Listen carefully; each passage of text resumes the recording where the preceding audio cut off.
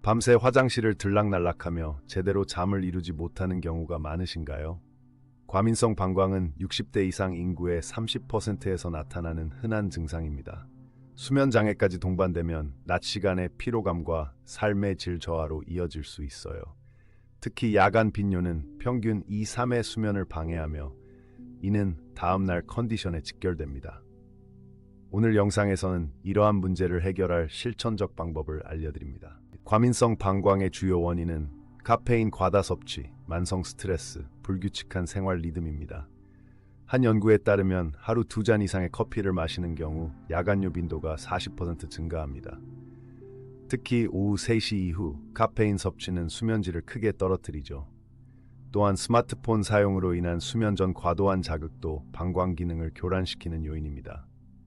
비뇨기과 전문의들은 과민성 방광 관리의 3가지 원칙을 강조합니다. 수분 조절, 방광 훈련, 환경 개선. 하루 물 섭취량을 1.52리터로 유지하되 저녁 7시 이후는 절반으로 줄이는 것이 중요합니다. 또한 방광 용량을 늘리기 위한 훈련과 함께 수면 환경 최적화가 필수적이에요. 실제로 이러한 방법을 적용한 환자들의 70%가 4주 내 증상 개선을 경험했습니다. 물은 적절한 시간에 적당량 마셔야 효과적입니다.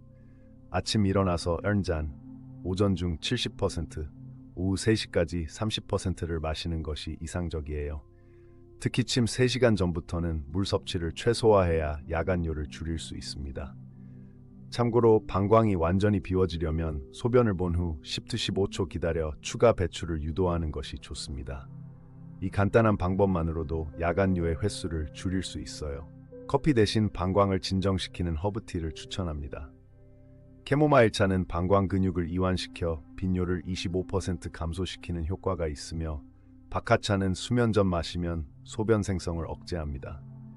연구에 따르면 카페인을 완전히 끊은 경우 2주 만에 야간뇨 횟수가 평균 1.5회에서 0.7회로 줄어들었습니다.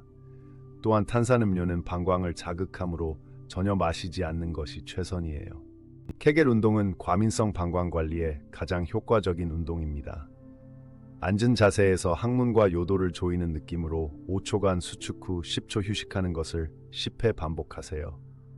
하루 3세트 실천 시 6주 후 방광 조절력이 35% 향상되었다는 연구 결과가 있습니다. 또한 복식 호흡법 5초 들이마시고 7초 내쉬기를 병행하면 교감신경 안정에 도움되어 야간뇨를 더욱 줄일 수 있어요.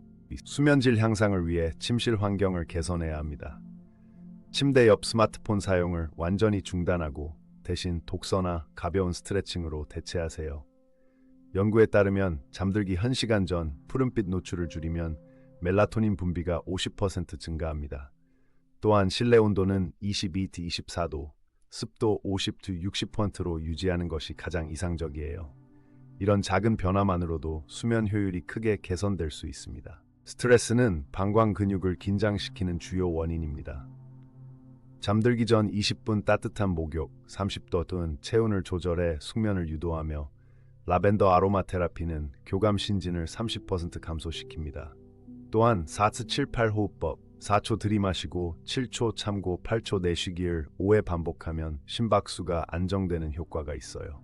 이러한 방법들은 수면 전 과민성 방광 증상을 완화하는 데 직접적인 도움을 줍니다.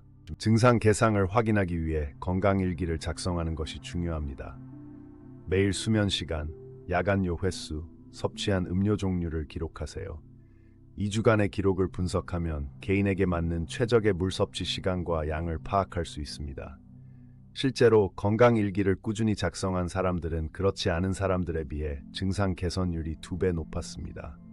작은 기록이 큰 변화를 만드는 핵심입니다. 꾸준한 실천으로 밤잠을 설치는 일상이 바뀌고 계신가요? 통계에 따르면 생활습관 개선을 4주 이상 지속한 경우 80%의 사람들이 수면질 향상과 야간뇨 횟수 감소를 경험했습니다. 아침에 상쾌하게 일어날 수 있다는 것은 삶의 질을 근본적으로 바꾸는 일입니다. 지금 시작하신 여러분도 곧 변화를 느끼실 거예요. 구독과 알림 설정으로 더 유용한 건강 정보를 받아보세요.